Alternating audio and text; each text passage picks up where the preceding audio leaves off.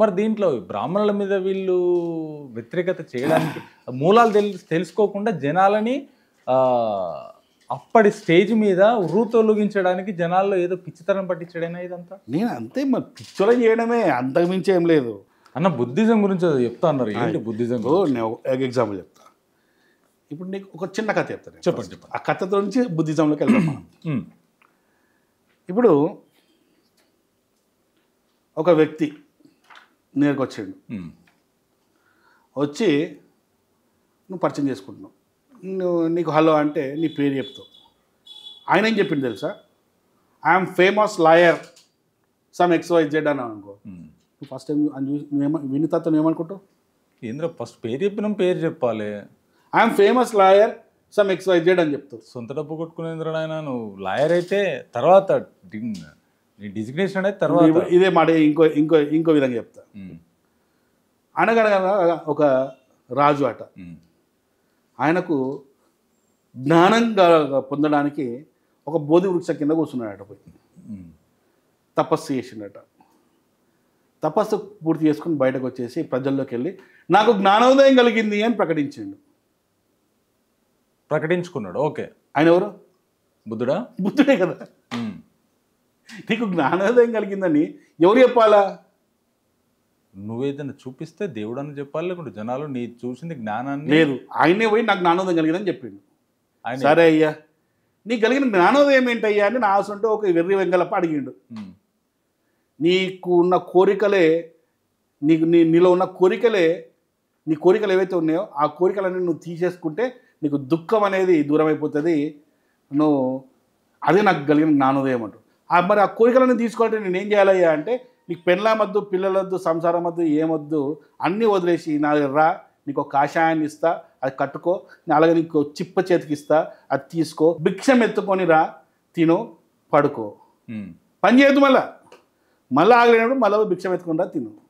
ఇదే నాకు కలిగిన జ్ఞానోదయం అని చెప్తాడు ఆయన. సమాజం సంకనాకపోతుందిగా. నా బుద్ధిజం అదే కదా మరి. దాంట్లోకి అంబేద్కర్ గారు బుద్ధిజం అదే కదా మరి. ఇంతకు మించి బుద్ధిజం లేముంది చెప్పు? ఏం లేదు బుద్ధిజంలో, ఏం లేదు. సరే, ఈ బుద్ధిజంలో కూడా బుద్ధుడికి ఇప్పుడు ప్రతి ఒక్కరికి శిష్యులు ఉంటారు. బుద్ధుడు కూడా శిష్యులు ఉన్నారు. బుద్ధుడికి దాదాపు 70 మంది కంటే ఎక్కువ మంది శిష్యులు ఉన్నారు. ఆ 70 మంది కంటే ఎక్కువ శిష్యుల్లో ముఖ్యమైన శిష్యులు ఒక 10 మంది ఉంటారు. ఓకే, ఆ 10 మందిలో మరీ ముఖ్యమైన వాళ్ళు ఒక 4 ఉంటారు. ఆ 4 ఏ కులానికి సంబంధించిన వాళ్ళు చెప్పన్న? బ్రాహ్మణులు.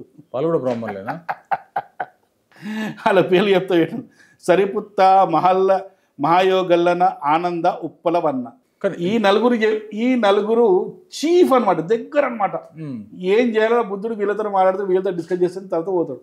ఏం డిస్కస్ చేస్తుండే? ఏదైనా సరే, ఏ ఊరు పోవాలా, ఎవరిని జడగొట్టాలా, ఎవరిని సంసార బంధం నుంచి బయట తీసుకురావాలా.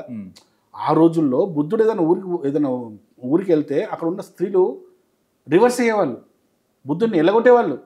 అరే పో స్వామి, నువ్వేంది మా పిల్లల్ని జీవితాన్ని నాశనం చేస్తున్నావు, అలాగే ఇప్పుడు సన్యాసం ఇచ్చి వాళ్ళు సన్యాసం వచ్చి ఏం చేయాలి వాళ్ళు. ఇప్పుడు అందరు సన్యాసం తీసుకొని అందుకే చూడు, భూటాన్ ఉంది మన పక్కన పైన. భూటాన్ పరిస్థితి ఎట్లుంటుందండి చెప్పండి? సన్యాసులు భూటాన్లో ఏమైనా పరిశ్రమలు కానీ ఏదైనా మనీ జనరేషన్ ఏమైనా ఉన్నాయా? లేదు, ఏముండేది. వాళ్ళు ప్రతిదీ ఆధారపడి ఉంటారు పక్క దేశాల మీద. అలా తయారైతే దేశం. అందరు సన్యాసం తీసుకుని అందరూ భిక్షం ఎత్తుకుంటే ప్రొడక్టివిటీ ఉంటుందా దేశంలో? ఉండదు. ఉత్పత్తి ఉంటుందా? ఉత్పత్తి లేకపోతే దేశ ఆర్థిక వ్యవస్థ ఏమవుతుంది? సంకనాకిపోతుంది కదా. అంతే. అందుకే కదా మహమ్మద్ గజ్నీ లాంటి వాళ్ళు 17 సార్లు సరదాగా వచ్చుకుంటే దాడి చేసుకుని పోయారు మన మీద. ఎవడు పడితే ఆడు ఈ దేశం మీద దండయాత్ర చేస్తాడు. ముస్లింలు వచ్చిండు 800 సంవత్సరాలు 1000 సంవత్సరాలు పరిపాలించాడు. బ్రిటిష్ వాడు వచ్చిండు, వాడు వచ్చి 200 సంవత్సరాలు పరిపాలించిపోయాడు. ప్రతి ఒక్కడు వస్తున్నాడు, మనం పరిపాలిస్తున్నాడు. మనకు బౌద్ధ ధర్మము ఇక్కడ ఉన్న వ్యవస్థ అని చెప్తా అంటే శాంతి శాంతి శాంతి. అదే మన వాళ్ళే దండయాత్ర చేస్తుంటే ఇవాళ ఈ సిచ్యువేషన్ వచ్చేది కాదు. వచ్చిన తండ్రి తగలేయకుండా బుద్ధుడు ఒక రాజు అబ్బా. ఆయన ఒక రాజుగా ఆయన కర్తవ్యం ఏంటి, ఆయన ధర్మం ఏంటి? రాజ్యాన్ని కాపాడుకోవాలా, ప్రజలను కాపాడుకోవాలా, ప్రజలను పరిపాలించాలా, ఒక మంచి పరిపాలన అందియాలా, కుటుంబాన్ని కాపాడుకోవాలా, రాజ్యాన్ని అభివృద్ధి ప్రజలను తీసుకుపోవాలా. ఇవేవి చేయకుండా నాకు ఇవన్నీ వద్దు, నేను కోరికలన్నీ వదిలిపెడతా. అప్పటికే పెళ్లి చేసుకున్నాడు, ఆయనకు కొడుకున్నాడు రాహుల్ అని చెప్పి ఆయన కొడుకున్నాడు, అన్నీ వేసినాయన జీవితంలో చేయాల్సిన అన్నీ వేసేసిండు. చేసిన తర్వాత సన్యాసం తీసుకొని దేశాన్ని, కుటుంబాన్ని, ప్రజల్ని వదిలేసిండు. ఒక క్షత్రుడై ఉండి. క్షత్రియుడే అట్లా చేయడం తప్పు. ఫస్ట్ దేశాన్ని కాపాడుకోవాలి. ఆ వ్యక్తే అందరు బుద్ధిజంలోకి రావాలని చెప్పి అందరినీ బుద్ధిజంలో మార్చుతున్నాడు. అప్పుడున్న ఎంతోమంది రాజులు కూడా బుద్ధిజంలోకి వెళ్ళారు. అప్పుడు ఏం చేశారు? ప్రతి రాజ్యానికి, ప్రతి దేశానికి ఫస్ట్ ఏం కావాలా? సైన్యం కావాలి. అవును. అప్పుడు రాజులు ఏం చేశారు? బుద్ధిజంలోకి పోయి సైన్యాన్ని తగ్గించుకున్నారు. సైన్యం లేకుండా అయిపోయింది. సైన్యం లేదు, వచ్చిన ప్రతి ఒక్కడు యుద్ధం చేస్తుండు, తంతుండు, తీసుకొని పోతున్నాడు. నేను బానిసం చేస్తున్నాడు, నన్ను బానిసం చేసుకున్నాడు. అందరు దేశంలో ఉన్న అందరూ బానిసం చేసుకుంటున్నాడు. ఇప్పుడు కత్తి పట్టుకొని ఒక మన యుద్ధానికి వచ్చిండాడు. అందుకరికి పోయి శాంతి శాంతి, రక్తపాతం మంచిది కాదు అని చెప్తే నీ మెడ మీద తలకాయలు ఎప్పుకొని పోతున్నాడు. 100%. నా రోజు బుద్ధిజం నేర్పించింది ఇదే కదా. ఇంతకు మించి ఏం నేర్పించింది బుద్ధిజం? ఇవాళ కూడా మా అంబేద్కర్ ఇస్తే ఏమంటారు తెలుసా? బుద్ధిజము మా అందరం బుద్ధిజంలో పోవాలా అంటారు. మరి బుద్ధిజంలో ఏం చేస్తావు మరి? ఇప్పుడు అహింసో పరమో ధర్మ అన్నావు, మళ్ళీ ఏమంటావు జీవహింస చేయొద్దు అంటావు. మరి బుద్ధుడు ఎట్లా చచ్చిపోయాడు? పంది మాంసం తిని చచ్చిపోయాడు. ఎందుకు పంది మాంసం ఆయన తినాల్సి వచ్చింది? నీ అసుంటోడు నా అసుంటోడు ఉంటే ఎంతని చెప్తారు భయ్, ఎంతని చెప్తారు. మరి బుద్ధుడు చచ్చిపోయాడు. బుద్ధుడికి ఫుడ్ పెట్టింది ఎవరు చెప్పండి? ఎవరు పెట్టారు ఫుడ్? బుద్ధుడు చనిపోవడానికి కారణం, బుద్ధుడి మరణం, పరినిర్వాణం అని చెప్పి ఒక చాప్టర్ సపరేట్గా ఒక బుక్ ఉంటుంది. పరినిర్వాణం అంటే ఆయన చనిపోయే విషయాన్ని ఉంటాయి అనమాట. ఆ చాప్టర్లో ఉంటుంది ఆ బుద్ధిజం సంబంధించిన పుస్తకాలు. అవి చూస్తే అందులో క్లియర్గా ఏముంటాయంటే పంది మాంసం తిని చనిపోయింది అని చెప్పుంటారు. అజీర్ణమయ్యి విరోచనాలయ్యి అరగక చనిపోయింది అని ఉంటుంది. బుద్ధిజంలో ఏముంటుందండి? నేను చెప్పిన గ్రంథాలు లేవండి, బుద్ధిజం పుస్తకంలో రాసిందండి. దాంట్లో రాసిందా? పరినిర్వాణ అనే పుస్తకంలో రాసిందండి. ఇవి నేను ఎక్కడ కూడా నా సొంత కవితలు ఉండవు, ఎవడో ఎల్లయ్యో మళ్ళీ రాసిన పుస్తకాలు నేను చెప్ప రిఫరెన్స్లు. పరినిర్వాణ పుస్తకంలో బుద్ధుడు ఏదైతే చచ్చిపోయిందో రాసి ఉంటుందండి.